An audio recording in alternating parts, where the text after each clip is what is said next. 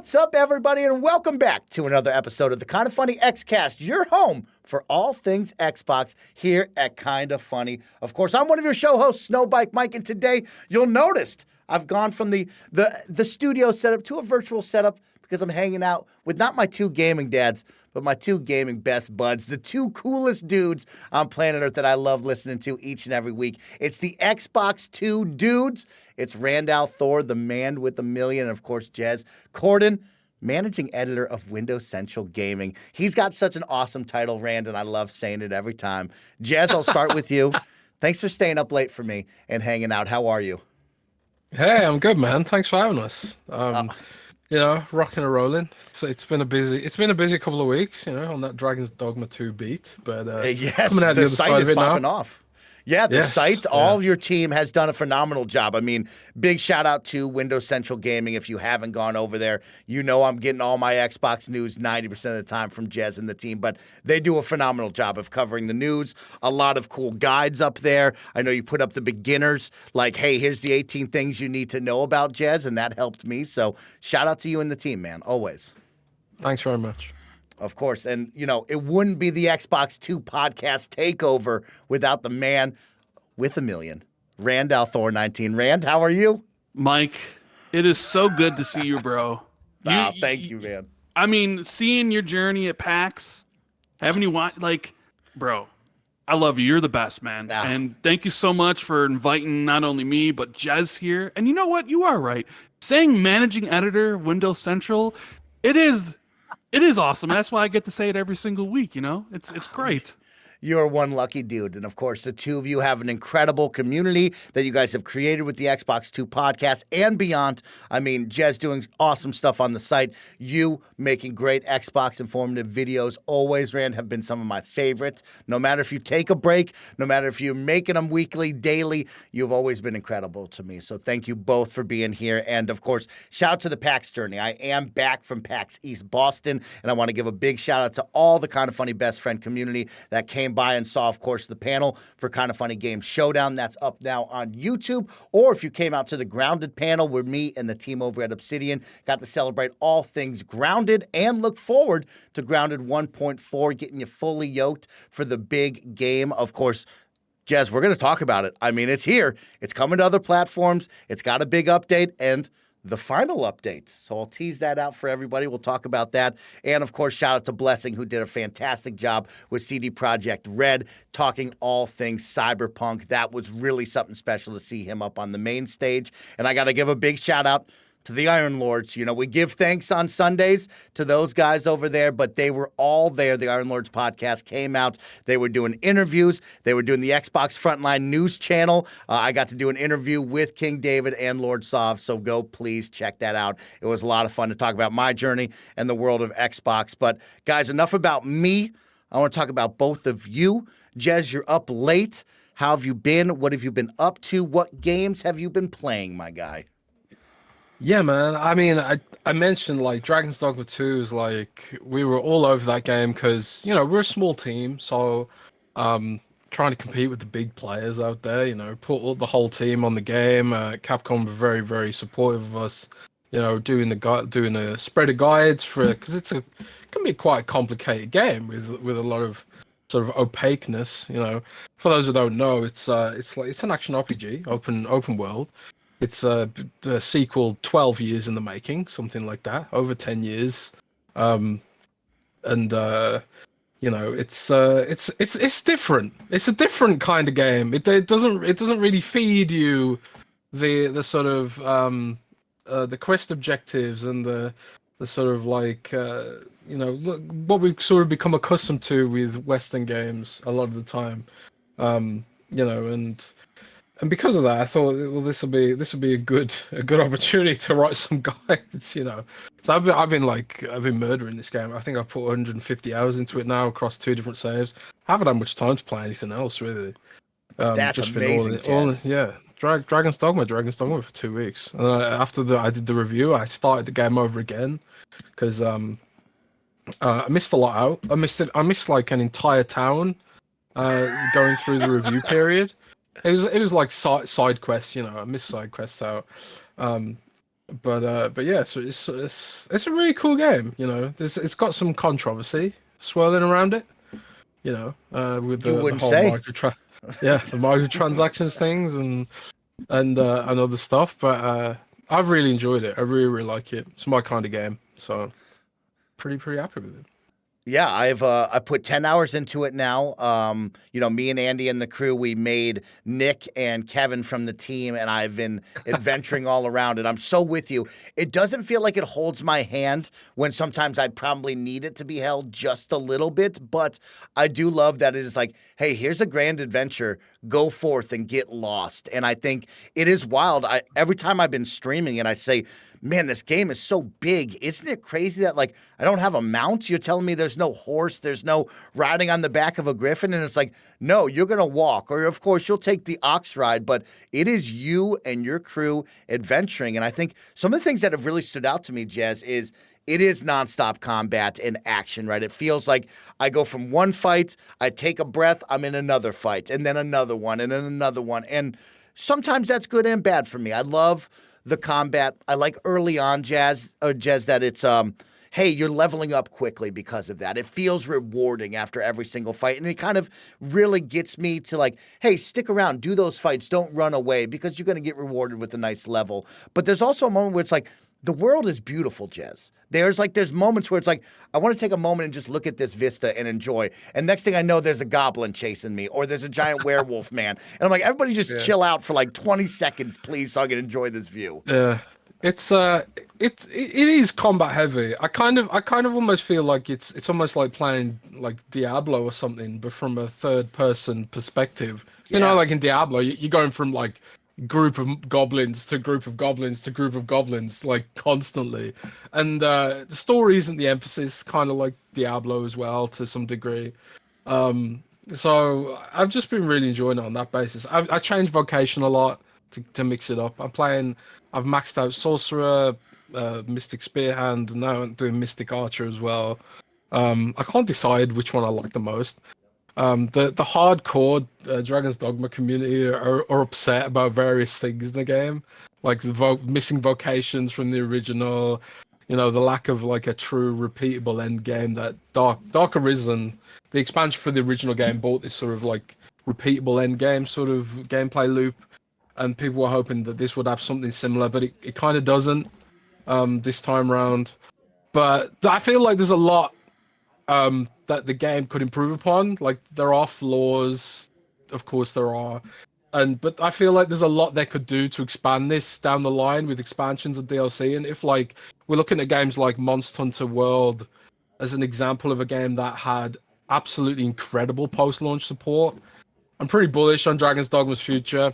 You know, I was a fan of the original, even though I only played it fairly recently after seeing the trailers for this. Even though like I played it recently and it's quite an old game, I came to really love the combat, because even like Dragon's Dogma, the original, the combat felt so far ahead of its time, and it did things that, you know, you can feel like, oh, this definitely influenced The Witcher 3 and, you know, other things like that. So it's a special game, a special franchise, and I'm excited to see where they take it. I think it's got a lot of potential to grow even more. Yeah, it's got some juice, Jez. I am very excited for the future of this. I'm excited to play through this. Right after my 10 hours, I can't stop thinking about this. I got home last night after a soccer game, and I said, you know what? I'm going to just keep playing. And I turned it on for an hour and kind of got lost running from town to town. And I think that's the fun part for me, is that something that we missed out on Starfield that we talked about with those Bethesda RPGs is like, here's a giant map and you're going to venture across and you're going to make your own tales in that. And we kind of lost that in Starfield of going from planet to planet, and it didn't quite feel like that normal Bethesda experience. And that's what this one's giving me, is like, oh, you're going to go over there and you're going to walk, and sometimes it's frustrating to walk a long ways, but you're going to make your own little mini stories. I ran into a giant stone golem out of nowhere, and it was wild to climb up on the back of it. And I'm changing vocations all the time. I really love that, Jez. As someone who gets decision paralysis in these RPG games where I don't want to spend that skill point there, or, oh, I don't know if this is going to be the meta build, and now I'm holding on to 5 skill points when I should be spending them. I really do like no, just change the vocations when you want, and you spend those points and you get some new skills. I like that a lot, Jez. I think that's a big win for that. in the original, like when you leveled up with a certain vocation, the stats would be based on what vocation you had. So like switching back to if you were playing as a mage, you get mage stats. And then if you switch back, it was like, well, now you've got mage stats while playing as a warrior, and it didn't work that well. But in this one, the stats change based on what you do, so it's a lot more forgiving in that context. But like your Starfield comparison is interesting because Starfield has a lot of what I feel like is copy and paste, and that becomes more apparent the more and more you play it. Like if you are trying to play it repeatedly, but Dragon's Dogma has none of that. Like all the caves are handcrafted, all the locations are handcrafted. Like here's a great example. Like like I said, I put about 150 hours into the game so far across 2 different playthroughs. And I didn't know you could ride on a griffin's back. You know, the griffins fly around, and if you're on the griffin's back because of the grab button, which lets you grab onto basically anything, the griffin could just be like, "Well, I'm gonna fly away now." And if you're on his back, then you're screwed. And I was flying on this dude's back for ages. It was the second time I'd done it, and I was just I'm gonna see how long I can stay here. And this griffin flew me all the way to the griffin's nest, and inside the nest was a ton of loot and a port crystal, which are the fast travel points, which are super rare in the game. I had no idea this even existed. It was high up in the mountains in the middle of nowhere, and it was just like there's just these kind of like explorative moments are just so rewarding in this game because none of it's copy pasted. It's all hand curated, and it's one of the best open worlds I've ever experienced. It's so Dear far Goblins. ahead of a lot of them. Yeah. Dear Goblin, stop hacking me in the back so I can enjoy the incredible handcrafted world. But I suppose the goblins are copied and pasted quite a lot. There's a lot of goblins in the game. a lot That's of one of the goblins. downsides was I think the enemy variety is probably one of the flaws. I'd love a bit more enemy variety, but maybe that can improve that. That's a good call out. And I want to get your co-host involved in just a moment. Of course, Rand, I believe is your pawn in your game. And I think they have a really cool system of this kind of like, I'll call it the pawn party, right? Where I get to create, of course, my pawn, which Andy created Kevin for me, and we're on this grand adventure. But I do love the use of the pawns and how you kind of cycle through them. I think we get so easily bogged down or kind of in the normal of, hey, this is my crew, right? And we're going to venture all the way through this experience together for 100 hours, right? It's normally I pick up a companion here, they're part of my team, we ride together for a long time. I do love that like the pawns will become underleveled and it's time to say goodbye to them. And I find a new pawn and I grab them and I go, oh, you're at my level or beyond. You got to come join my party. And it feels fresh. It feels unique of like every time I see a pawn on the streets, I go, ooh, should I talk to them? Should I be inviting them? Whether I go to the stone and I go, what do I need in my party or should I mix and match? I really do find the pawn system really cool and interesting of seeing other people's pawns being created and I can bring them in if they're on my friends list or just in general like, oh, I've been with Susie Q for like 4 hours now. Let me ditch her. Let me go grab Alex over here and get a new pawn in. I think that's really fun and exciting. And I dig that, Jez. I think it's cool. Yeah, it's awesome. I mean, I made the Rand pawn. You know, if you follow me on Xbox at Jez, you can use the Rand pawn. Looks just like him. Yeah. And runs a nice healer with a cool hat. Oh, That's good fashion. He'll come and heal your party. Yeah, it's really good.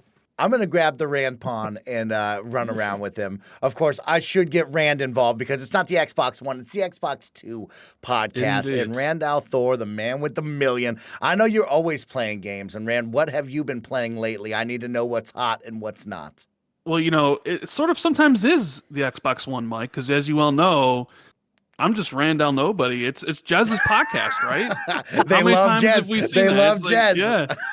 But no, so you know, I'm not playing Dragon's Dogma 2 because it wasn't something that appealed to me, but listening to you guys talk about it definitely makes it more interesting. And I have a couple buddies playing it now that are in love with the game, which Yes. makes makes me, you know, feel that little bit of FOMO. I ain't gonna lie. You know, it's like, should I be playing this? Maybe I'll get to it at some point. I didn't play the first game, so I wasn't really like, it wasn't on my radar, the sequel, but I did just come off a 50-hour playthrough of Banisher's Ghost of New Eden from Dontnod, I think they released it back in like mid-February. I've been playing it the last couple weeks, and I gotta say, Mike, I really enjoyed it. It really I didn't really have any expectations for it, but it definitely is an underrated release of this year for sure. Like when you talk about like great games of this year, everybody's gonna point to like Final Fantasy VII Rebirth or Dragon's Dogma 2 or Pal World, or like Infinite Wealth. I love it. Right, like they're gonna, but I feel like this one is kind of nobody's really talking about this. It's from Dontnod. Their last game was Jusant, which I really enjoyed. But this is a different. This is like an action RPG. I kind of when I talk about when people ask what it is, it very much resembled like a God of War 2018 style game. There's two main characters, and the setup of the game is basically you're going to the New World. It's 1690. How often do you get games set in the 1600s? Not often, right? And you, as a couple, are banishers, which you basically get rid of ghosts. You get rid of people that are haunted by ghosts. And you're going to this town because your friend says there's a curse in this village, and you're going there to kind of get rid of it. And I'm not going to spoil what happens, but essentially the game ends up becoming like an action RPG where a lot of people are being haunted by ghosts. And a lot of it has to do with like investigations, figuring out like why the ghost is haunting them, what's keeping them around. And usually that ends up with some moral quandary because you can either blame the living person or you can banish the ghost or send the ghost. And it's usually some really black and white moral quandary that really makes you think, being like, oh man, should I be doing this? All in a sense in your adventure to get back to that town to kind of rid the curse. But I don't want to spoil it for anybody who's playing it because I did find the narrative to be very compelling. I did find the relationship between the two main characters because you switch between them in combat quite often. And it's really the focus of the narrative is on their relationship because something happens between them. And by the end, I gotta say, like they got me towards the like I was really invested in this game a lot. And anybody who's looking for wants like an action RPG with a really great story. The combat it's not great, but it's good, right? But yeah, I definitely recommend. I think it's a really cool game that's kind of being overlooked. I saw Andy Cortez here at the Kind of Funny team playing it, and I want to know, Rand, from your experience, the decision-making of banishing these ghosts, right? At the end of the day, does it have a large impact on the game? Is it very much, hey, you are going to follow the line of you're going to banish Mike no matter what and you're going to leave Jez? Or is it very much like you decide and you're going to leave your imprint on this game? The whole point of like banishing the ghosts or blaming the living has to do with what happened with your loved one, and it all affects the ending of the game, right? Like I said, I don't want to spoil it, but your choices have the consequence of how the ending takes up and how it shapes and how it actually plays out. So if you could blame people all you want, that will lead to something else. But usually blaming the living, Mike, that's like the evil thing. Because you're essentially killing them, right? But there's a reason why in the story you would want to do it. And then the other side, there's banishing the ghost or sending the ghost, and that's usually the good thing. But sometimes they present this thing where the person living is completely innocent, but because of what you have to do if you're going down this path, you have to kill them. And it kind of makes you feel a certain way. And other times, like, the ghosts may... Like, there's some crazy moral stuff that goes on between, like, the choices, but it all shapes the ending that you get. So You did a good job selling this. I like the sound of this, Rand. I guess my question is on these narrative games. Two questions really quick. How long, right? We talk about Hellblade 2 coming up in the length of that. You brought up God of War and the kind of vibe that it is. On this game, how long is it? How long should I expect to be here? And any replayability, or is it a one and done type vibe, you think? Well, so as for the length, I put 50 hours in, but I did everything. Everything on the map. Wow, I did all the haunting cases, because you don't have to do them all, but I mean, that's kind of like the meat and potatoes of the game. If you were just to do like the main story and nothing else, it'd probably be a 20 to 25 hour experience. But if you did everything like I did, it's like 50 hours. So would you replay it again? No, I thought about that, but then I just watched I just watched on YouTube the other ending I didn't get, right? Because I wanted to see what would happen if I made other choices. I'm not necessarily the best person to ask about replayability, Mike, because I play a game, I finish a game, and then I'm on to the next game. I really don't replay games. So and usually Jez you is like save SCOM to get the second. No. You see, Jez is all about, I'm on my second playthrough of Dragon's Dogma. Me, I'd be like, I would beat Dragon's Dogma, and then like there's another game waiting, and then beat that and move on to the next one. So I don't normally replay games, but I did look up the other ending that I didn't get because I was really curious to see like the other side of it, Okay, I like that. You sold that better than the trailers and everything I've seen of it. I think it looked good. The combat looked like God of War, right? That third person over the shoulder hack and vibe. slash sort of thing. Yeah, nothing has drawn me to it on a narrative side until you spoke about it like that. So good job on that, Rand. Thank you. I have a bad one for both of you, unfortunately. Okay. I've been playing South Park Snow Day. Ooh. And Jez and Rand, unfortunately, this game is bad. It is really unfortunate. And you know what it is? They have something good here. And that's the sad part of it, is the production value, how they present the game from the 3D animation, the full-on world of South Park come to life, being able to create your own little, elementary school kid in the South Park universe. Like, it all works so well, and it feels like it is a TV episode. It does have some humor, even though there's a lot of repeated one-liners, and it's not like not pushing the craziest boundary, but like the production and the presentation there is so good. It's the gameplay. It is just so repetitive. The vision of whatever they wanted to do, where they're calling it an action adventure game, but it's very much like, hey, what if we took the roguelite idea where you do these over and over again on these smaller missions and you try to enhance that with cards and like you redo it all, just misses the mark. It is frustrating. It's not fun and engaging on a gameplay level when you're just hacking and slashing nonstop and doing the same amount of minimal damage to these guys. They have fun bosses. They have cool, beautiful worlds, but it's just a big miss, you guys. And I am sad and frustrated with that because, yeah, you have the license of South Park, and what they did in this 3D world reminds me of the N64 South Park game, where a lot of us for the first time got to run around South Park and experience it. And I question, man, I wish they just kind of went a little bit bigger and made it like a hack and slash collectathon 3D platformer like we all know and love, because I think they would have nailed it if it was that. But making it these smaller linear missions from point A to point B and hacking up a bunch of like no-name elementary school kids really misses the mark, guys. And it was frustratingly bad. It was too bad. Which sucks because the last two South Park games were actually really, really good.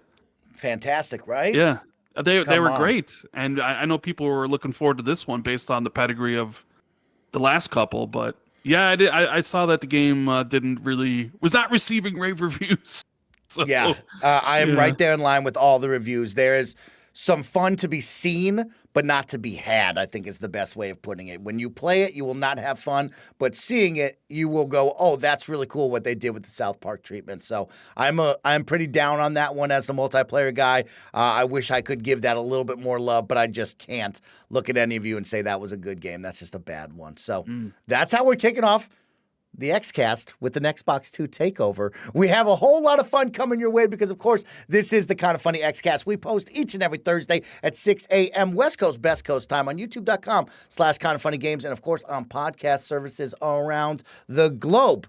Don't forget, if you love what we do here at Kind of Funny, think about helping us with the Kind of Funny membership over on Patreon and on YouTube. You can get all of our shows ad-free. You can watch them live as we record them, like a number of best friends are doing right now, like Lemon Bendy, DG Mayer, Jeremy, and Abe Froman. Thank you all for your support. And of course, you will get your daily exclusive show from one Greg Miller. So thank you all for your support. And if you enjoy what we do, go check out the Kind of Funny membership. Thank you to our Patreon producers for the month, Carl Jacobs, Kieran, Hovo Sapien, and Delaney Twining. Thank you so much for supporting us on Patreon. And this week, the Kind of Funny Xcast is brought to you by Shady Rays, but me and the team will tell you all about that in just a... This episode is brought to you by Shady Rays, an independent sunglasses brand that has over 300,000 five-star reviews. They are on a mission to match affordability with durability, making top-quality shades accessible to everyone. They have tons of styles and colors to pick from, so finding the perfect polarized shades is a breeze. If you want an upgrade, we recommend their premium Color Rush lenses.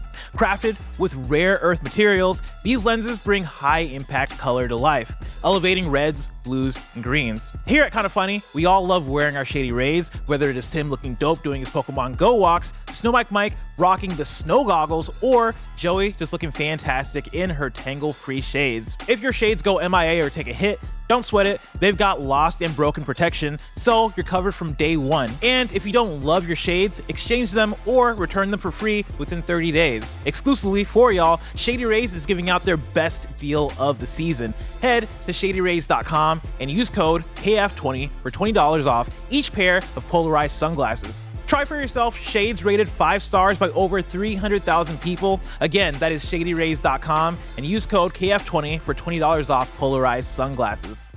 Rand, Jazz, we got a lot of fun Xbox news. We got some cool stuff.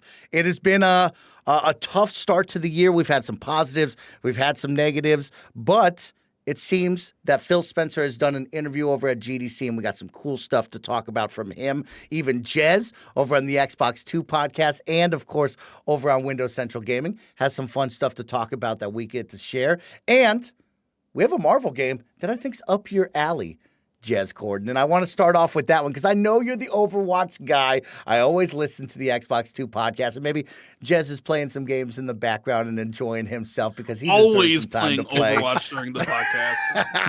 No, I'm not. And I'll tell you why I'm not, right? It's because I'm on webcam right now. My TV is really mounted high up. So, like, if I was playing, I'd be looking like this the whole time. You know, doesn't look good on camera. People want the Xbox 2 to be on camera, and I told Jez that if we do, no more playing Overwatch during the podcast, and he was like, "Oh, I don't know." Well, you know, like, maybe I can just like play on my PC. Which is Yeah, right there you here, go. You know? You keep it right in front of you. He'll never know. Is right. We'll never know He'll never because we know. enjoy the two of you in the podcast. But guys, let's talk about Marvel Rivals. A brand new Marvel game is coming our way, developed by NetEase Games. The read-up goes like this. Marvel Rivals is a superhero team-based PvP shooter. Assemble an all-star Marvel squad, devise countless strategies by combining powers from unique team-up skills and fight indestructible, ever-changing battlefields across the continually evolving Marvel universe. Some more details for you. It's going to be a free-to-play game headed to PC with a closed alpha test in May that people can sign up for right now. It does have an initial roster comprised of Black Panther, Doctor Strange, Groot, Hulk, Iron Man, Loki, Luna Snow, Magneto, Mantis, Namor, Penny Parker, Rocket Raccoon, Scarlet Witch, Spider-Man, Storm, Star-Lord, and the Punisher. That's a lot of jabronis in that game. And of course, it came out with the trailer today. It was officially announced and revealed to the world. Here's some of my initial first thoughts, and I want to kick it to Jez first because he is my Overwatch guy, but it definitely looks like Overwatch meets Marvel. It has destructible environments like it says. It looked to have a capture the point situation and also maybe a payload type game mode that I think we saw in the trailer that I could see. But you're my Overwatch guy, Jez. What do you think about this idea? Well, I got to tell you, I don't care about Marvel. You know, Okay. If anyone listens to Xbox 2, they'll know I'm not a superhero guy, and least of all Marvel. So that in of itself puts me off. But what I will hope for this game is that it brings some competition for Overwatch, and sort of, because Overwatch has had a tough dev cycle, a tough live service over the last few years. I think anyone who's been watching Overwatch probably knows about that. PvE mode was cancelled completely now, per rumors, and then obviously the story mode, which was supposedly the whole point of Overwatch 2, has also been, shelved. So since then, I think Overwatch has been trying to find its identity and where do they really go from here, and what do they do next and stuff. And also there's been controversy about the battle pass and how you get new heroes. And one of the things they did in Overwatch recently was announce that all new heroes will be free and they won't be part of the battle pass anymore, which is great news. It's a big step in the right direction. But as for for this game in particular, I just say, like, I'm personally not interested just because of the Marvel angle, and the reason I play Overwatch is because it's Overwatch. It's sort of like it's almost nostalgic now. I've been playing it for that long. When did it come out? 2016. Yeah, 2015. I thought 2016 sounds about right. Okay, so we're almost 10 years. 10 years? Yeah. That's crazy. It doesn't feel like it's been 10 years almost. But yeah, it's kind of one of them, where you just you just pick a game and it's like it's your game, like people who play Call of Duty every year, or people who play Fortnite every year, constantly, forever, or in Rand's case, how many hours you got in PUBG, Rand? Like 900, like 800, 900. Like yeah. It's just that. It's like Overwatch is just my game. So this game could be the best hero shooter in the world, and I'd probably still not play it. So I mean, but yeah, for people who like hero shooters and like Marvel, this sounds like it could be their dream game. NetEase, of course, they make Nakara Blade Point as well, I think. Oh yes, Naraka Blade Point. If I probably pronounced that wrong. But that again, is very popular and it has a good live service attached to it. So NetEase is, they make live service games. That's what they do. They also make Diablo Immortal. So there's that Blizzard crossover there a little bit. Good call out. So hopefully it ends up being a good game, and if it is a good game, hopefully it will bring some more competition to Overwatch and inspire some good ideas, and we'll see what happens. But yeah, it's probably not for me. I don't know if Rand feels any differently. Rand, you into this Marvel stuff? I thought it looked kind of cool, to be honest with you. Like, I am into like the Marvel DC stuff, although I'm not into Overwatch. And I know my friend group that has, we all put 800 hours into PUBG, a whole bunch into Warzone. We all were on the lookout for the next great multiplayer game that we all want to play together. And I was watching the trailer and I thought to myself, man, this really seems like a no-brainer, like a Marvel team-up 6v6 Overwatch-style game. It's sort of almost to the point where I was thinking, man, how's it taken this long for them to make something like this? Now, I don't know if it'll be successful because that sort of market is a little bit saturated. It's tough for a lot of newer games to break in, and especially when you have the Fortnite juggernaut or the Call of Duty stuff. We've seen the single player stuff like the Spider-Man games, right? Or now there's a couple Black Panther games in development, and all like single player focused. And I was wondering when we would get like a true Marvel multiplayer game. I don't know when this is released. They did say it's coming next month, I believe, in like alpha on PC only. Correct. They haven't announced if it's coming to console yet. I'm assuming it will whenever it eventually does release. But yeah, it seems like, I don't know, I was watching it and I was sort of expecting to not like it, but I was like, oh no, I mean, they retained an individuality of each of the characters. Like, that's Spider-Man, and Spider-Man jumps and acts like he's supposed to, and oh, that's Doctor Strange, and that's really unique, or here's the Hulk, and here's Iron. So it's like, okay, it has the characteristics of the IP, but I think the success of the game will be based on whether or not it's actually a good multiplayer game. Because we've seen just having a big IP behind you, like Marvel Avengers or Guardians of the Galaxy, isn't enough these days. So its success will be based off of like, hey, how great is this? How many people play it? But no, I mean, I think it could be. Just judging it from off the trailer, nothing else. Like, it seems cool, right? Yeah, it's so interesting because it looks cool, but it also looks just like Overwatch. I think that was my initial thoughts of like, this is Overwatch. And I know, Jez, I'm gonna have you school me because there's a couple moments here where I'm like, are we sure we're not just ripping off Overwatch characters? Because there's one lady who's roller skating around looking just like that guy. There's Spider-Man who comes out of that portal and he does the multi-web that looks just like the guy with the dual pistols, Jazz, and he does that move, right? So there's like moments where I'm like, oh, I don't know, but I think there's something to be said. Two things. One that Jez said, right? Like, I, as the multiplayer guy here at Kind of Funny, who plays a lot of these shooters, I know for a fact that audiences get comfortable with what they like, right? Jez likes Overwatch. I love Call of Duty Battle Royale. We talk about Ram with so many hours in PUBG. The kids playing Fortnite and Roblox. It is very difficult to have an attachment rate onto these newer shooters that are just kind of middle of the road to even good, right? We've seen so many games come and go as a live service, from Knockout City to Rumbleverse, where it's like, oh, you had a fun idea and it was good, but like not strong enough to pull enough people out of their comfort zones and get them to sit on this game, right? And for me, like you bring up, Rand, I think the positive here that I can give to this game is it has the Marvel license, right? Like that's going to get you a little bit farther than coming out with a new IP. We saw it with Pokemon Unite, right? Pokemon Unite is a great game. I will give it that. It's a good MOBA game. But I think that got a lot more juice thanks to that Pokemon treatment that it had than just being Mike's MOBA and I just made up characters, right? And so for me, if you can nail the gameplay like you said, Rand, where it is Overwatch and it's fun, I think you're going to get a leg up. But I worry that it is so samey to Overwatch.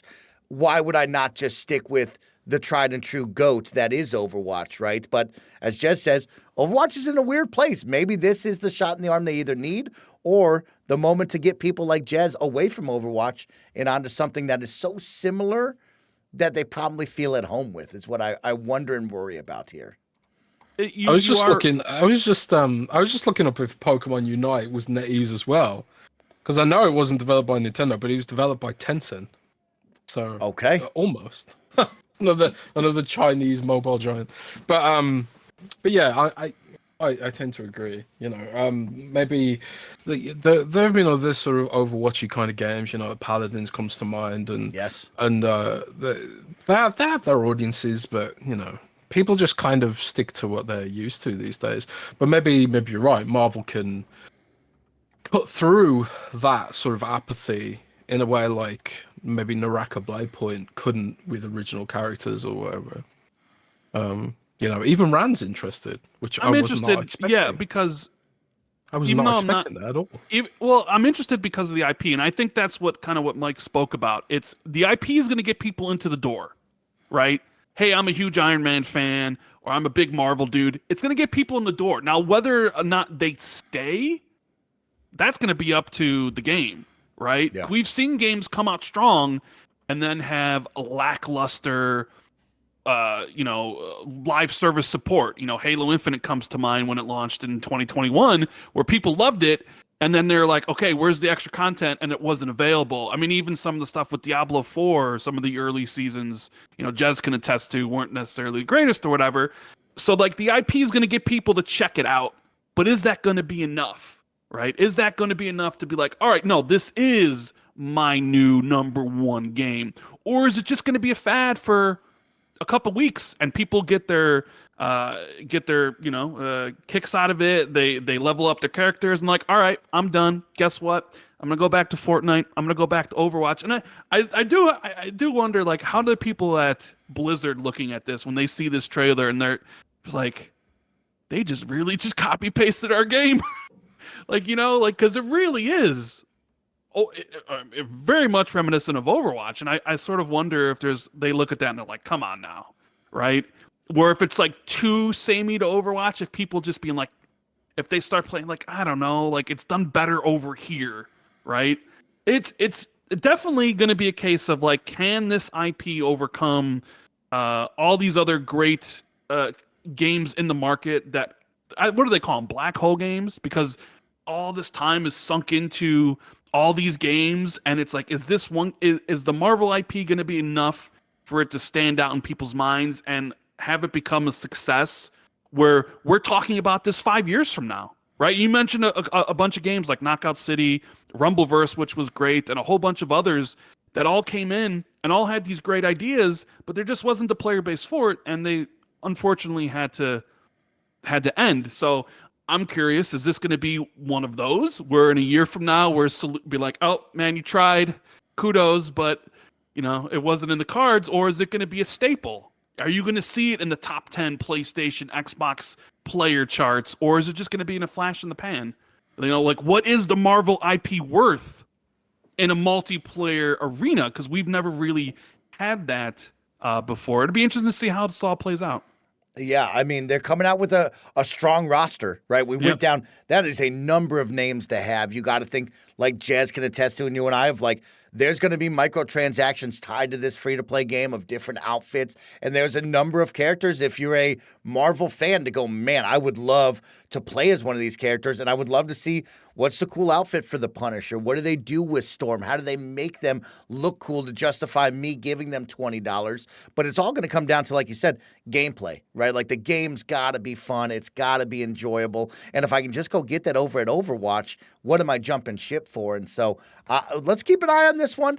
I'm interested. I'm excited because I love Marvel. I like a lot of those characters. And I do love a good, you know, hero-based arena shooter. But if it's not good enough, we'll probably move on. Guys, we got some fun Xbox news to talk about. I was gonna say, Mike, I don't know what's next on your topic list, but I wonder if this would be a game people would enjoy playing on the go. Oh, you know? Rand, thanks for teeing me up, Rand. You're the absolute best. Is that a good segue? I don't know what was next, but you know. That is what's next, because we have some fun Xbox news, because Phil Spencer has spoken with, of course, Polygon, thanks to, of course, a GDC interview. Everybody was down here in San Francisco for GDC, which saw numbers up, which was really, really cool, and some great developers came and got to share some fun. But it looks like Phil did have a nice little talk with the team over at Polygon, and he spoke about a number of things that I definitely want to pick your guys' brains about, like an open marketplace over on Xbox, which I found very interesting, an Xbox handheld, and so much more. So let's talk about playing on the go.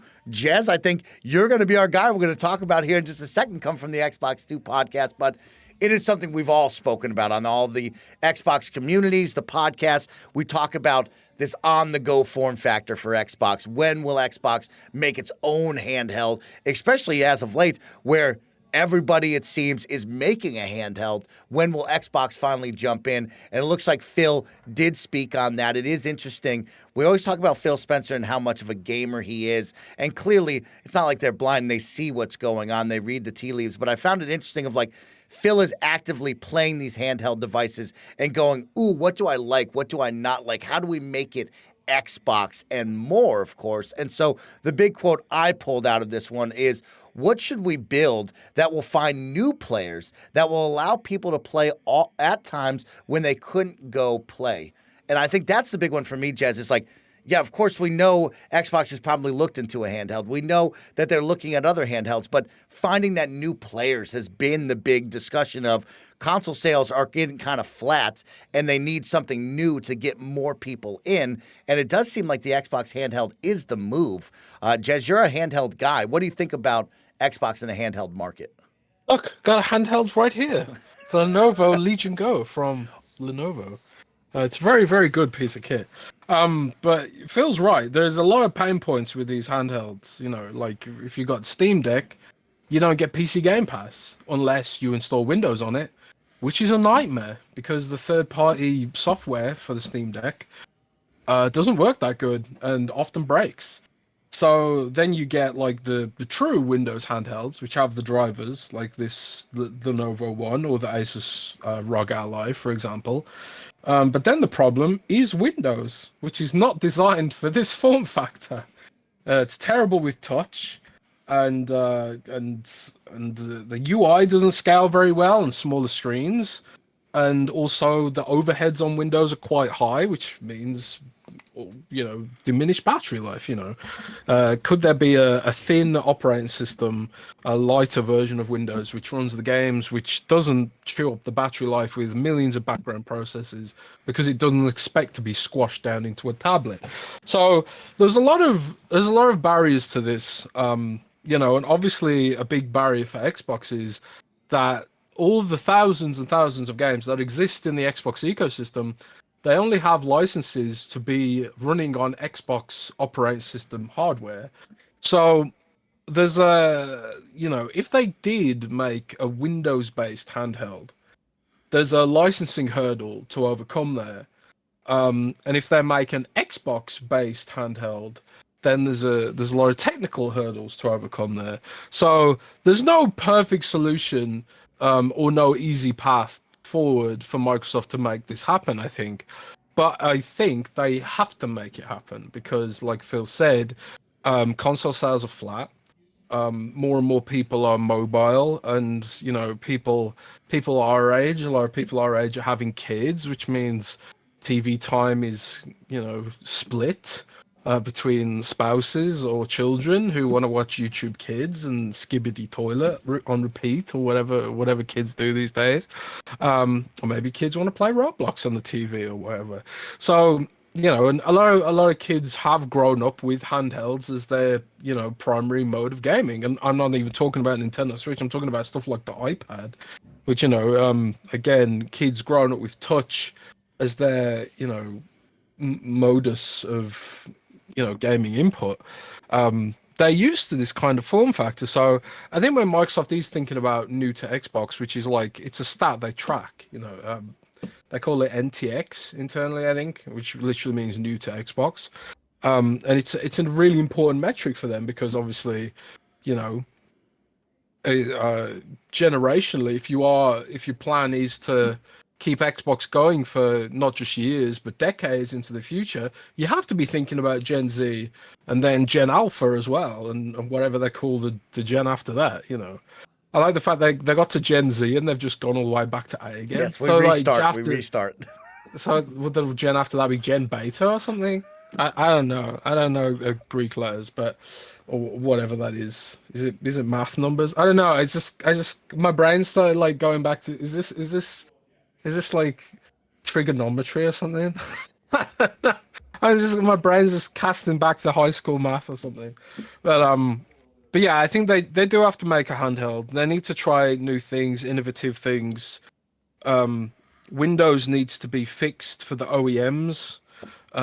Steam Deck is a disruptor. Valve's building a console platform, and it is a console. I mean, people say, no, it's a PC, but is it though?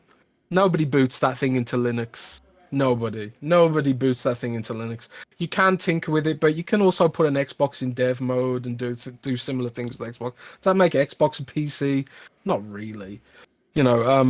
So like Valve's building a console platform that has both PlayStation and Xbox exclusives. They've kind of slipped in the back door and sort of taken both Sony and Microsoft by surprise. So I do think Microsoft needs to be in this space, and Nintendo. Kudos to Nintendo. They thoroughly cornered that market and made it their own, and everyone's kind of playing catch up now. So like the Switch 2 is going to be a really exciting device as well to watch in this space. I'm really excited about handhelds. Really, really bullish on it. Rand, are you feeling the same way on handhelds? I would like to say that I am, but I'm not, Mike. Okay. I have a lot of friends that are very much into the handheld life. But maybe it's because I don't have any kids. I'm not fighting for any time on whatever. I'm not like I've never really been a mobile gamer. If I want to play something, I'll plop my butt in front of my my OLED television and play that way. I do understand why people want them though. right? I'm not saying Xbox shouldn't make them. I think they should, because I think there's a segment of the audience that definitely is clamoring for on-the-go gaming, especially with the resurgence that it seems like the Switch and the Steam Deck has brought to handheld devices. Now, I was a little bit worried with Microsoft being, the cloud gaming, like, oh, you can play your games on the phone, but the phone's not really a great place to play, especially with touch controls. And they have like the back, some of those like backbones and some of those things you can put onto your phone, but never really felt like the phone was a great place to play a lot of those titles. But They're now too you're in small. this, but now small. you a dedicated gaming device. People love the Switch. People love the Steam Deck, right? And it's an extension of the ecosystem. So, yeah, if they make one, a lot of Xbox fans will be happy. They'll be able to take their library on the go, access Game Pass, and who knows what else. I mean, it's just, I just sort of wonder, like, how big is the market for a Xbox handheld device? Phil talked about new users. If you put out an Xbox handheld, is that going to appeal to people that normally wouldn't look at Xbox in any way, that's not interested in an Xbox console? Would they suddenly be interested in an Xbox handheld? And that's a question that, they would have to ask themselves, and maybe we'll eventually find out, because I think Jez reported that, on the Xbox Two on this past week, they are prototyping. What was your report, Jez? So I don't say it wrong, because I know like Tom Henderson kind of. Yeah, I didn't put it in an article because, I kind of feel like of course they are. They're always prototyping stuff. Of course. And prototypes don't necessarily mean products, But yeah, they do have a new wave of handheld prototypes. I've been told. We're a very, very good source. Indeed, a very good source. That they do have a new wave of handheld prototypes. They had handheld prototypes going all the way back to the Xbox One gen, though. The Surface team put one together, and the Surface team is working very closely with Xbox these days. I saw some reports that the Surface team had totally taken over Xbox hardware development. That's not true. Jason Ronald is still, leading the charge there, but they do work in tandem, because obviously Surface has a lot of experience cramming PC hardware into form factors that, frankly, yeah, there you go. Just Surface laptop studio. I love that. I love that damn thing. It's a lovely drawing. Thank you. It's me. Who is that? It's me. Shout out to Andy. That's me. You just been drawing yourself. Doing this podcast. Yeah, I really wanted a laptop studio, man. But I kind of feel like these devices need like an air-conditioned environment, because they do get quite hot, right? But yeah, they really know their stuff, and but this is the thing with PC gaming. Like this is a PC, right? You see it here, and I use this mostly for travel. Because I do a lot of traveling in my job. Like, I'm going to Poland soon for a studio visit, and obviously I'll take my Legion Go with me. But every time I turn it on, there's like a million updates I have to do, which on my lovely Xbox, which is constantly in standby mode, is constantly updating, is constantly ready to go. So there's that's just like one simple pain point of this, but there's like all sorts of other tweaks I've had to do. Like, I've had to tweak the Wi-Fi driver to make sure it defaults to 5 gigahertz. I've had to, install Play Night, which gives you a bigger interface for accessing your games with the controller. There's all sorts of things, and then like you have to manually manage the wattage on the CPU. Like, if you're playing like a 2D game, it's like I can tweak the TDP here to get more battery life out of it. And you have to know and be familiar with PC gaming in general to get the most out of these devices. And I think. What you don't have to do that to the same degree with Nintendo Switch. It just works, And I think that's what Microsoft really needs here. They need a handheld Xbox, not a Windows device. Leave that to Asus, leave that to Lenovo, support them and make it better for them. And, those can be the high-end PC handheld devices. But what I really want to see, I want to see a handheld that runs my Xbox library, which means the Xbox operating system, and also it's simple and easy to use, and it just works when I turn it on. I don't have to tweak drivers. I don't have to dig into control panel and try and fiddle around with its tiny little interface, which was the last time it was updated was 1998 or something like that. You know, I don't want to have to deal with any of that stuff. I will do it because I like the device, but I feel like most people won't want to do that. So we'll see where they go with it. You know who really wants one of these, Mike? Who wants one? Paris. Yeah, I know. I was talking to him the other day about dad, it. he wants it. He's making the push on social media for them to make, and I get it. Like, it would be a great device for people that are into the Xbox ecosystem, that have tons of games on there. You take it on the go. You're going to PAX. You're going to GDC, right? It's just like, hey, my wife's watching the TV. I'm gonna take it to go to bed or whatever. Yeah, so it's very much like the Banjo Bros, you know, with the new Banjo game. Even though I'm not interested in it, I do want my Banjo Bros to get their Banjo game. So I do want my Xbox handheld bros to be able to experience and have a dedicated Xbox handheld device. I do think it would be cool. There's a part of me that wonders how big is that addressable market? Like, is it going to make people who wouldn't give Xbox a second chance to suddenly be like, you know what? The handheld's what does it for me. Now I'm going to buy one. Now I'm going to invest into it, because Nintendo they run that market. They run the handheld market. Is it so? You know, and it's Steam. What we're doing with the Steam Deck, people seem to love that, but I'm not sure. Like, it's not like the Steam Deck is blowing everything out of the water when it comes to sales of that. So that's what I think of, is like, are people, is this what's going to get outside of great games, because I think that's what it is like great experiences. Is the handheld going to deliver more new customers into the Xbox ecosystem? Maybe it will, maybe it won't, but I still want my friends to get their hands on one, because I do think it would be a cool device. And that's a point that I hang on right there. I think you hit it so well, and you and Jez brought up so many things that I feel and I want to talk about. But there is that feeling of like, well, if the quote is we want to find new players, making a dedicated Xbox-only handheld doesn't feel like you're finding new players. It feels like you're like adding on to something and giving me a new opportunity to go out. And sure, that might attract new players, but is that going to really push the needle, Rand? And that's the one part that I'm interested in, because later on in this super long interview, we talk about Phil and the idea of like the open market and tearing down these walls and allowing possibly Epic Game Store and other game fronts being sold on your console marketplace. And I think that's where it's got to be, Rand. Like, as much as I want a dedicated Xbox handheld, and I will be there day one, and as Jez said, I love the entitlements now, feeling like, oh, whenever I buy an Xbox game, now it's on, my PC Xbox, it's on my Xbox console,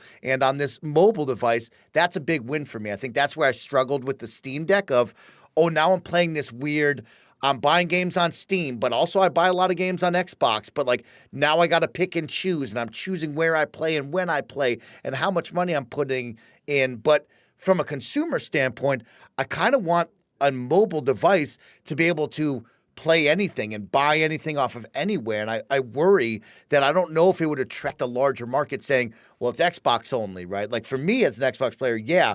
But if I want to buy games on Steam or the Epic Game Store, does that really attract more people? You know what I mean, Jez? I think Xbox Game Pass does a lot of heavy lifting there.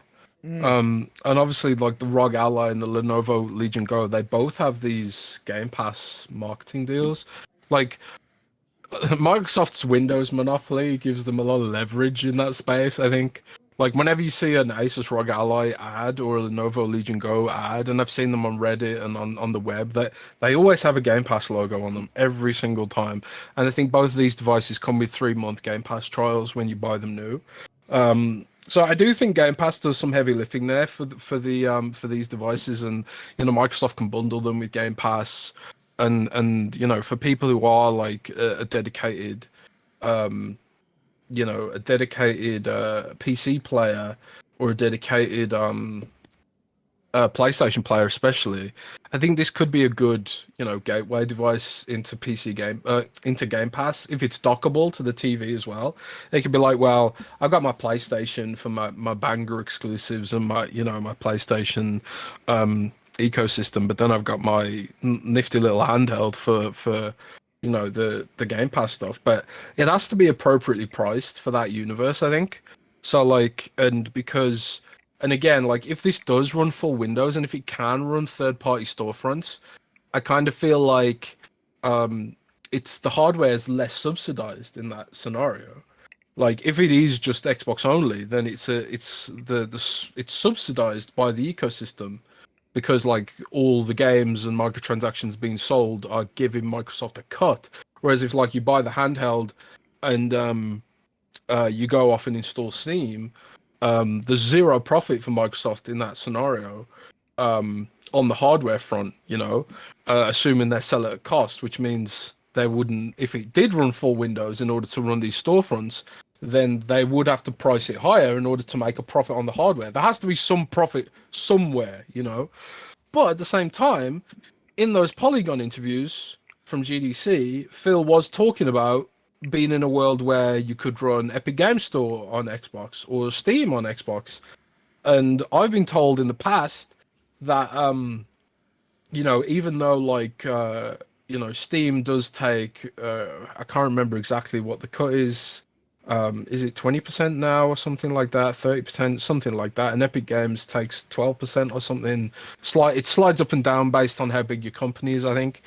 But whatever the cut is, like, I was told that, and this is something not a lot of people think about, but I was told, like, even though, like, people always talk about how, like, when Xbox is running its own store, they don't have to pay a Steam or an Apple or a Google or an Epic a cut, right?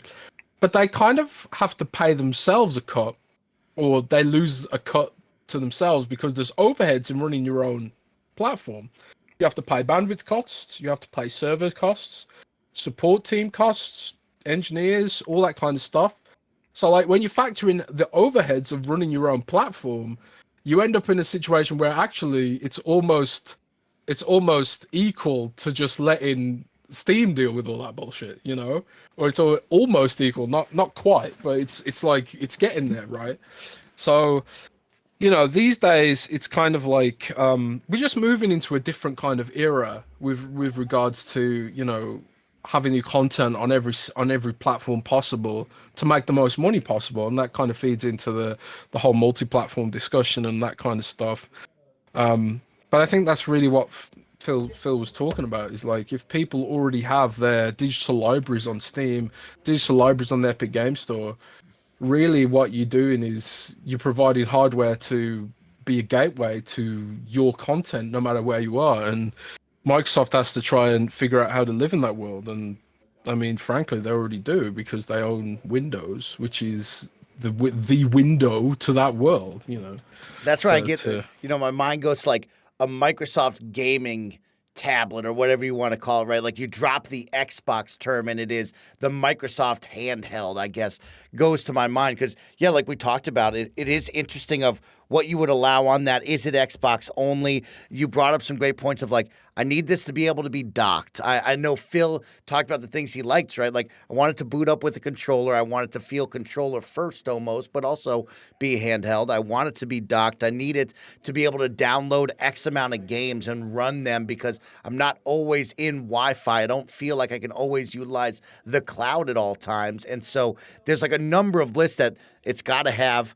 And then at the same time, I think on the business side that we all talked about is how do you attract new players, and does this excite someone that's not in the Xbox ecosystem to go, I'm going to buy this, and now I'm going to be semi-ingrained in your ecosystem buying games.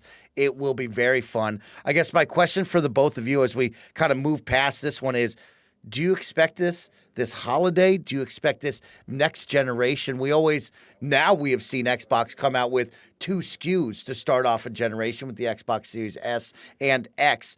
Do we expect this to be a mid-gen refresh next to something? Or do you think next generation it might be, hey, here's the biggest and the baddest, and here's a mobile game device instead of the Xbox Series S? Randall Thor. I mean, well, now we need to determine like when's next gen starting, right? Because it's like, is it 2028 as per the leaks that we had seen that Microsoft mistakenly uploaded last year, where it pointed to, okay, next gen starting in 2028, or the current rumors of next gen starting in 2026, right?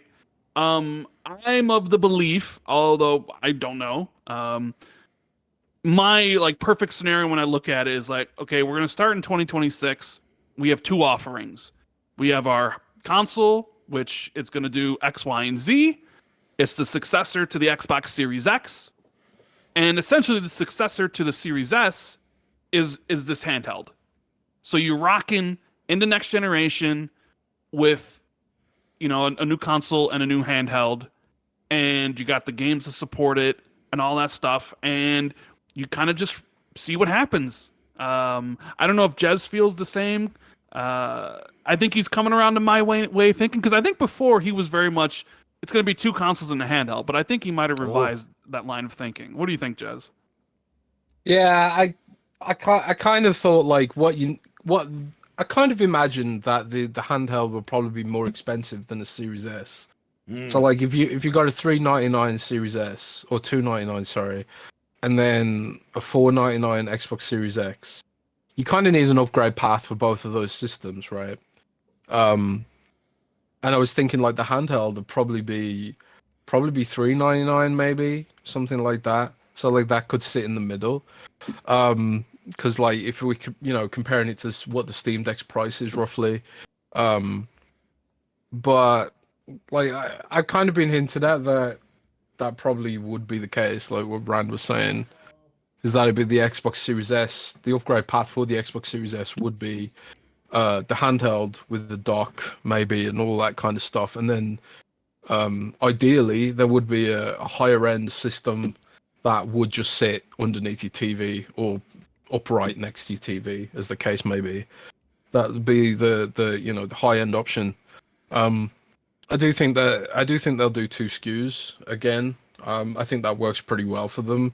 Having a system that, you know, I don't know, the Series S gets a lot of criticism, you know, but I think having a system that is super accessible has helped Xbox reach new audiences, and this is probably why they're even thinking about doing a handheld in the first place, you know. But I think like the fact that you know, if ideally, and this is kind of what the YouTuber Forks was talking about. Forks is like a really great gaming handheld oriented YouTuber, and he does a lot of analysis on the technology with regards to this stuff. And he makes a great point that like even though the Series S, sorry, is criticized heavily today of being a pain point for devs, if they did make a handheld SKU that directly mirrored the Series S, then they'd have thousands of games already optimized for that system. I don't know if that's possible. I don't know if that's feasible. I don't know if that's doable with the current technology we have. I don't know if like it'd have to be a completely new chipset. I imagine it probably would be, which might exclude the Series S endpoint and require entire new, you know, development to make those games run on a handheld. But I would hope that wouldn't be the case, because that would really justify, it would be the perfect justification for the Series S to have ever existed in the first place. Is that okay? Like, and all these devs will just be something like, oh great, we don't have to do any extra work to get these games running on this sort of lower end system, because, you know, handhelds would have to make kind of compromises that a PS5 Pro or Xbox Series X2 or PlayStation 6 wouldn't have to make. So yeah, I really do like that idea of the handheld Series S. It kind of is the dream, you know. That's what Phil Spencer said, you know, it's the dream, right? I can't believe how well Dragon's Dogma 2 runs on the Series S. Oh, really? Good shout out right there. Runs well. That's great. Heck yeah. Yeah, it runs really. I mean, you know, it doesn't look pretty, you know, but it's sort of like, because it's such a demanding game, you would expect that it would struggle on the Series S, but like the Series S still has, the better CPU, so it still performs, albeit a bit blurry, But Yeah. the blur wouldn't matter so much if it was on a handheld, because the screen would be squashed anyway and it end up looking sharper. But there's all kinds of AI things they can do now as well, like upscaling, machine learning, frame generation even. A lot of people use like this lossless scaling app to generate frames on these handheld devices now, and God knows what else. There's all sorts of technology coming down the pipeline that could improve the experience here. But yeah, it's super exciting, man. I'm super excited about this whole rumor, which is so far completely unsubstantiated. That's the exciting one for me. I'm right there with you guys, as I think next generation, as we talked about with the Xbox Series S, it's been the Trojan horse into many people's lives and living rooms of, hey, here's a cheaper option. Hey, this is that secondary console. Maybe it's your kid's first console. Buy this at a cheaper rate. Try it out, Game Pass.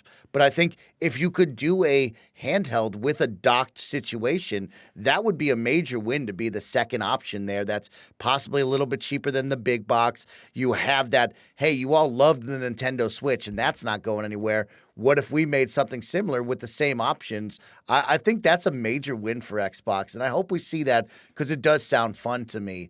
But, guys, I only have a few for a little more time, so I want to hit a couple of quick topics with you guys, all right? One, Toys for Bob has gone independent. My good friend, Corden, has a nice little exclusive that Toys for Bob has teamed up with Microsoft and Xbox. They are now, being helped to make another game. I think that's pretty awesome, Jez and Rand. Is there a dream game from Toys for Bob that is an independent game, but now a partnership with Xbox that you would love to see from them? Oh, do you want to go around? Well, I was just gonna say, I know what Paris is gonna say. You know what right? he's If going to say. he were here, he'd be like, put him on banjo, right? Right away. Right away. You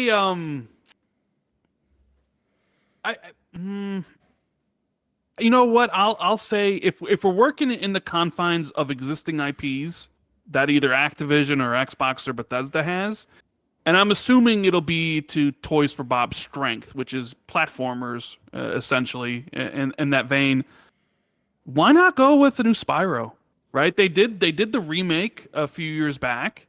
We haven't seen like Spyro, whatever the next one be, like 4, right? Because they did the Banjo, or they did the Crash remakes, and then they did Crash 4, and then they were kind of like, okay, we're in the Call of Duty machinery now, right? So I was like, all right, yeah, what, Spyro? Why don't I like a brand new Spyro built from the ground up? I could go for that. I used to really like Spyro, so that would be my pick. Would be along that line. Not something like, I know people be like new IP, and that's all fine and good, but I think Spyro deserves his day in the sun again. Jez, you have a different opinion? You want to see something else? Well, I want to give a shout out to what's his name? Is he Canadian? I can never remember people's names. Canadian guy on YouTube who actually put a report up today saying that Canadian guy A. Yeah, that's a good name. That's a good name. That's he's put up a report on YouTube, and he's a big Crash, Spyro, Banjo YouTuber, and this is a very passionate fan base. These like, I feel like I was slightly too old to get into these games, but there seems like there's been like, there's a specific age group with these games like Banjo, Spyro, Crash really captured, and there still is passionate fan base for these toys, for these IPs that now Toys for Bob stewards. Obviously, Crash was originally Naughty Dog, and was Spyro originally Insomniac, I think, or something like that. It's kind of funny how like these games have all ended up under Microsoft, because obviously they didn't own Banjo, Spyro, or Crash originally. But he's put up a report, Canadian guy A, on YouTube, that Spyro 4 is the game that Toys for Bob is working on. And when Toys for Bob announced that they were spinning off and were becoming independent, they did note in their update at the end, they said, keep your horns on, which kind of felt like a little bit of a tease for Spyro. There's been rumors of a new Spyro game for a really long time. But obviously, like Toys for Bob were in the Call of Duty coal mines, which is what people call them. Forced to make assets for Call of Duty, especially during COVID when all the offices closed up and it was sort of like all hands on deck. We've got to save Call of Duty, So like every single studio ended up being put on Call of Duty, and at Toys for Bob, like I was told that Toys for Bob never really fit into that role, and it's not what they wanted for their studio, for their teams, and you gotta imagine it was like a sort of not fun, and then like they made the Crash multiplayer brawler game, which was sort of underbaked, and it was doomed to never do anything. What they really needed was to be making games that they're good at making, like Crash, a new Spyro, that kind of thing. But I don't think they would ever have been able to do that as part of the Activision sphere. And it looks like Microsoft gave them opportunity to take the same route that Twisted Pixel did in yesteryear and go independent. So for me, I'm not really into these kind of games. And like I say, I was maybe slightly too old to be captured by that zeitgeist or something. But like Rand says, I'm all for the Banjo Bros, and I'd love to see Toys for Bob find success with Game Pass, and for these games to find success with Game Pass, and maybe Spyro is their next game, but maybe Banjo's the one after that, and maybe Crash is the one after that, and we can, these games can find their audiences again. I know a lot of people were hoping that they might bring Skylanders back too, and Phil called out Skylanders in some of the interviews running up to ABK, which, had some people excited, but we'll see what happens. Hopefully it's the start of a really beautiful long-running partnership, similarly to what Microsoft has with some of the second parties like Double 11 in the UK. Double 11 work on a ton of Microsoft games and Microsoft franchises without being part of Microsoft, and also, Certain Affinity working on Halo, even though they're independent and stuff like that. So hopefully this can be like the start of something really great, and we'll see a lot of cool stuff. Oh, man. I mean, first off, it's awesome to hear that Toys for Bob is getting the partnership and, like, staying alive, right? Like you said, they became a cog in the wheel on supporting Call of Duty, and it was like, man, that's a talented team that was making games that I loved, and it is sad to see that we're not getting that. So I love... I don't want them to go independent because I wish they were part of Microsoft, but it is nice that they have the partnership. We're probably going to see the benefits of that, and hopefully it is enough to keep them going, and making another game after whatever this game is really what matters to me. That's awesome. And you bring up Skylanders, man, all the Xbox characters as Skylander toys would be so awesome. Holy cow, that would be actually kind of cool. So we'll see about that, but if it is Spyro 4, I think some people are going to be pretty jazzed up. Guys, I got two more for you before we go. This one came out from PureXbox.com. One of the best friends linked this one to me and said, Mike, did you see this? This comes from Ben Carey over at Pure Xbox that writes, major game maker reportedly questioning Xbox support amidst falling sales. The article quickly reads, some gaming companies are starting to question whether it's worth for them to continue supporting Xbox consoles. A new comment from GameIndustry.biz's Chris Drings concludes. Appearing on another episode of the outlet's Microcast, Dring spoke about GDC 2024 and some of the discussions about Xbox that had cropped up at the conference. Dring says that multiple game makers, included, quote, one major company, end quote, are beginning to question why the team bothers porting to Xbox. Here's the phrase coming from part of the interview. Of course, they're snipping out part of whatever this is, so maybe it's out of context, but I'll read it to you and ask these two dudes what they think.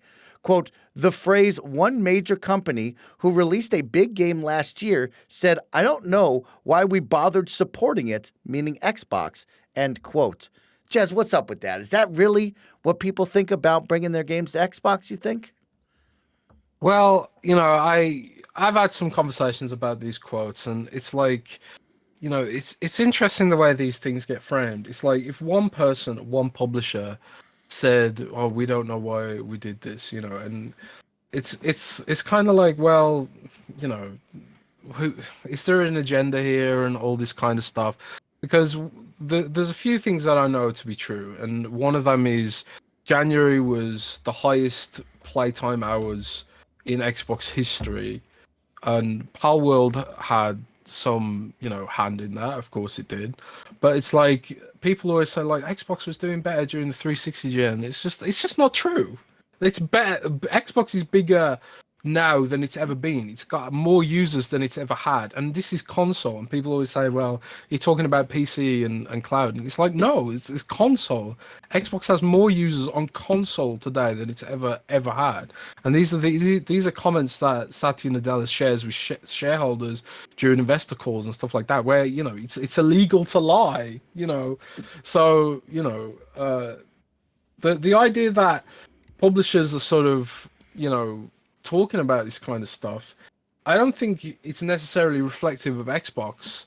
I think it's part of it's probably reflective of the whole industry, and, you know, these so-called black hole games where people get sucked into a single game and that's all they ever play. I mean, we were talking earlier about how, like, Overwatch is pretty much the only multiplayer shooter I still play. Like, I won't even bother, you know, trying out Call of Duty anymore, because I don't know what it is about that kind of stuff. It's almost like it takes extra effort to learn a new game when I'm just so tired, you know. And when at the end of the day, it's just like, I'll just play what I'm familiar with, right? If I'm, you know, obviously it's different when it comes to single player games for me, because you know, you don't have to relearn everything. And if you're playing competitively, you know, it can be kind of frustrating to be like, oh, I'm really great at Overwatch, and then you go and play Call of Duty, and it's like, oh, well, I'm terrible at Call of Duty. I'll just go back and play Overwatch where I can actually win, you know. And I'm sure it's like other games like Fortnite are taking up so much time and so many play hours away from people that it's hard for maybe some smaller games, especially like cookie cutter games, to sort of cut through that. I can imagine like a Ubisoft, for example. I can imagine them saying like, you know, maybe it was pointless for us to port, you know, one of their games to Xbox, like, which are pretty much like Avatar or whatever it was called, and some of these other games which sort of probably had big budgets and big teams, but it probably didn't sell. You know, we heard rumors that the Prince of Persia game didn't sell in general, you know. And I don't know why that is. Is it an issue with marketing? Is it an issue with the way Ubisoft's viewed these days? And, you know, I'm just using Ubisoft as an example, of course. I don't know which publisher supposedly made these comments, but you have to look at the developers that are actively supporting Xbox, and that is the vast majority of them. You know, there are certain games which skip the platform. I'm kind of salty about Monster Hunter Stories right now skipping Xbox, you know.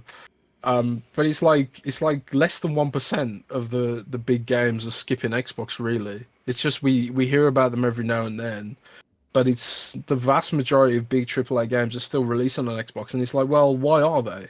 It's not because it's unprofitable to do so. Clearly, it is profitable to do so, or they wouldn't be doing it. I also, you know, this same interview, they also said that Xbox is de-emphasizing Xbox Game Pass, but I know for a fact that isn't true either. I've been told that this year Microsoft will spend more than ever on third-party content deals for Xbox Game Pass. That certainly doesn't sound like de-emphasis to me. Also, they just announced mouse and keyboard support for Xbox Cloud Gaming, which of course you need Xbox Game Pass for. Again, that does not sound like de-emphasis to me. So, because like I said, most publishers are there every day, and until we start seeing like big AAA games start skipping the platform, you know, like a Ubisoft game or like an EA game or something like that, then I think it's a story. But these sort of rumors and these comments and these sort of like, I heard this and I heard that, you know, it's just more fodder for the discussions and the forums and the comments and all that kind of stuff. I don't really take any of it seriously, personally. I don't know if Rand feels any differently.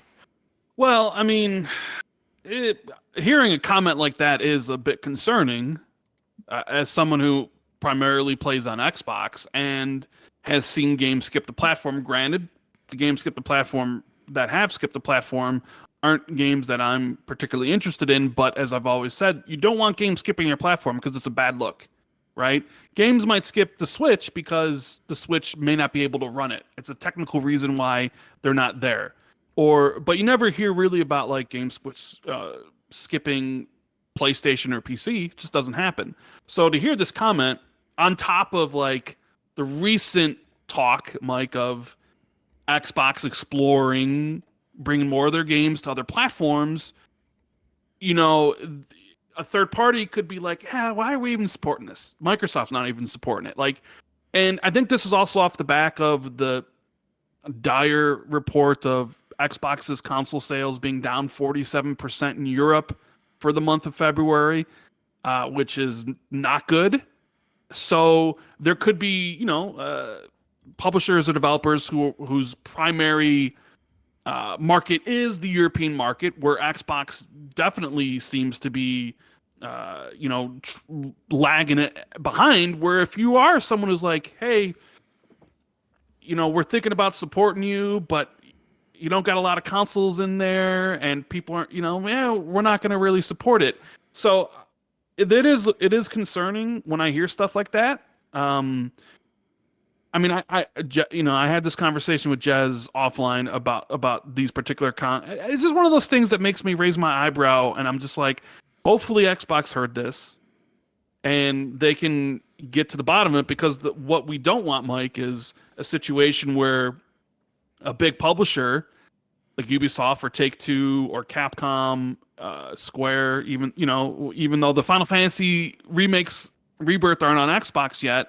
It seems like that's changing, at least with like moving forward with 14 and maybe even 16 being rumored. You don't want to be in a situation where like suddenly a publisher deems your platform not like worthy of supporting, because that would be awful. But yeah, you never can discount agendas. Like whoever told Christopher Dring that, maybe that person has an agenda, and he's essentially spoiling the water, and essentially telling them something that he wants to. That's in the book. Being like, oh, my game didn't sell, it's Xbox's fault. I don't know. It's just I do kind of. There's a part of me that does worry about this stuff, but we'll just have to wait and see. I don't know. How do you feel, Mike? No, well said from both of you, and I like what Jez brought up, and I actually really like what you brought up there, Rand. Is if we bring in the realities of it all, right? We're talking about the third place console maker out of the three of them, right? And so, yeah, I guess you could look at it with some trepidation of like, well, you're in third place. How much are we really going to sell out of that? And also, my mind kind of goes to Game Pass. I think Jez brought up a good one of like middling games that like we see just kind of come and go so fast on Xbox. And like, if you aren't on Game Pass, you usually just kind of get left behind, because it's tough to look at Jez and Rand and be like, hey, here's this like middle of the road game, and we should buy it for $40 each, and we're going to play it one day, right? Like, it is very tough for those games probably to breathe and maybe even show that they're better than being in the middle, right? There's a lot of success stories come from Game Pass nowadays, but to me, it doesn't seem right, because if we were running a business, I would say we got to put our game everywhere. I want the most game sales possible, so we're going everywhere, but I also don't know the cost of porting it and creating it and making sure it comes to this. And I'm sure there is a conversation in everyone's world of like, hey, like, do we need to be at this place if the console sales aren't making the mark, and we know we're only going to make X because we're competing with Game Pass and they only have so many,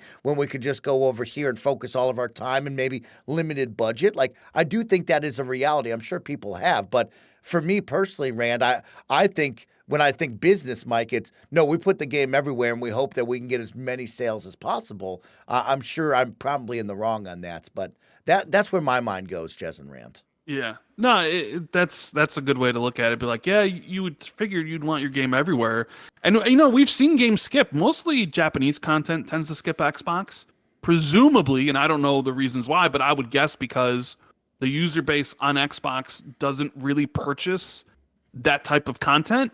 So for those developers and publishers, it's not worth the investment. But then that's kind of a self-fulfilling prophecy of like, well, how do you build up an audience on Xbox to enjoy that content if that content never comes to Xbox? So you can build the audience there. But then some people would say, that's on Xbox. That's on Phil. That's on Matt Booty. That's on Sarah Bond. That's on them to solve, not on the Square Enixes or the Capcoms of the world. They're just going to do what's best for them. It's on Xbox as a platform to basically build that audience, and they're trying to, right? Like, we got the Yakuza games on Xbox, which I never thought would happen. The Persona games on Xbox. They're trying to build that audience. It's going to take time. But at the end of the day, some of the developers might look at that and be like, it's still not worth it. We'll like reimagine in 10 years. And maybe it's a downside of Game Pass, Mike, because Game Pass is great. It allows people to, play a lot of games, for not a lot of money. But also it has that kind of what you mentioned, where like maybe a developer or a publisher is looking at it and be like, you know what? We'll bring it to Xbox if they drop the bag for Game Pass. But if they don't, we're not bringing it. And maybe that's something. I look at Monsters of Stories, and I think exactly that. Yeah. Because Capcom brought Exoprimal via Game Pass. They're bringing Path of the Goddess via Game Pass, and I kind of feel like they've decided Monsters of Stories isn't worth bringing unless they get it in there via Game Pass. I mean, I've heard that.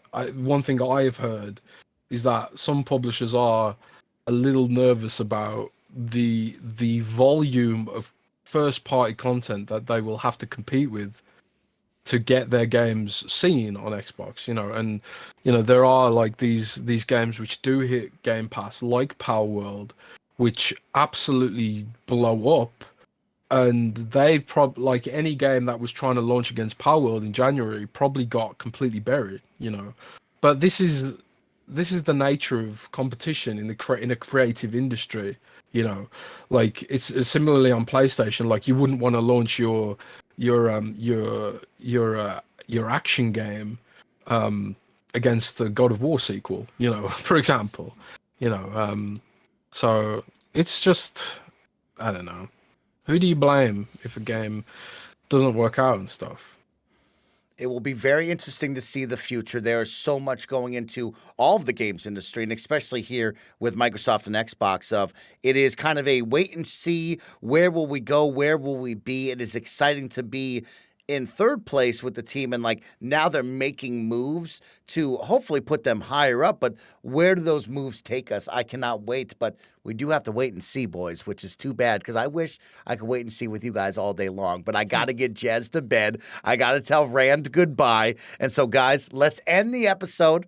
Let's say goodbye to you two. But, of course, the Xbox 2 podcast is very meaningful and special to me. You guys are my weekly routine. You guys helped me grow to who I am, and I owe a lot to you guys. So I'm always blessed to be able to spend time with you. Let's talk with the audience out there. Where can they find you? And most importantly, Rand, how can they support the Xbox 2 podcast? Because I think you got some cool stuff. Yeah, so, I mean, if you haven't checked out our podcast, Xbox 2, that is held every Friday on my YouTube channel, youtube.com/RandallThor19. Usually Fridays at around 2 p.m. Central Time, noon Pacific, like, what is it, 8 o'clock UK. We also put it up on Spotify, iTunes, all the places you can listen. If you want to go the extra link to support us, there's always patreon.com/XB2. where we offer people can ask questions we answer at the end of the show and get exclusive access to some of the other podcasts that we do. Me and Jez do Xbox 2 Ultimate, which is just me and him, and then we do another show called Xbox 2 Plus One, which I got to get you on at some point, Mike, where it's just me and Jez and a guest talking about the industry. But yeah, it was that's kind of where you can support us and check us out. But Mike, thank you so much for having us on. I can't believe an hour and a half has already flown by. It's kind of crazy. Man. Yeah, flew by. You guys are my dudes, Randall Thor 19. You know that. Jez, where can everybody find you? How can they support the team over at Windows Central Gaming? Yeah, you can find me on Twitter at Corden, JZCYDEN, and also on Xbox 2 podcast, XB2, on Spotify, on Patreon, XB and the number 2, and all that stuff, and also on WindowsCentral.com/gaming. And this has been an awesome show, man. These two really rule. flew by. I know the Kind of Funny best friend audience and all of the Xbox community has rallied behind you two and listened to the podcast. So thank you both for filling in for my two gaming dads. We will be back next week. We'll have Paris and Jeff Grubb on the show. So until then, we'll see you later. Goodbye, gamers.